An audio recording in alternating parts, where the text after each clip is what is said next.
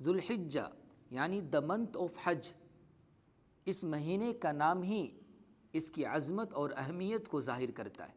اللہ تبارک و تعالیٰ نے ذوالحجہ کو 2 عظیم عبادتوں کو ادا کرنے کے لیے منتخب فرمایا ہے۔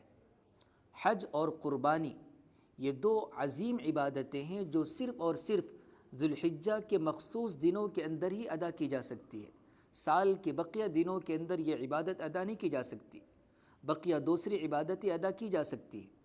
مثال کے طور پر نماز دن بھر میں 5 وقت کی فرض ہے، لیکن آدمی جب چاہے نفل نماز ادا کر سکتا ہے۔ سال میں رمضان المبارک کا روزہ فرض ہے، لیکن آدمی جب چاہے نفلی روزہ رکھ سکتا ہے۔ سال میں اللہ نے 1 مرتبہ زکوٰۃ فرض کیا ہے، آدمی جب چاہے نفلی صدقات و خیرات دے سکتا ہے۔ لیکن حج اور قربانی یہ 2 ایسی عبادتیں ہیں جو صرف اور صرف ذوالحجہ کے مخصوص دنوں کے اندر ہی ادا کی جا سکتی ہے۔ These days are chosen by Allah himself for the greatest acts of worship۔ اللہ نے ان عظیم عبادت کے لیے ان دنوں کا انتخاب فرمایا ہے۔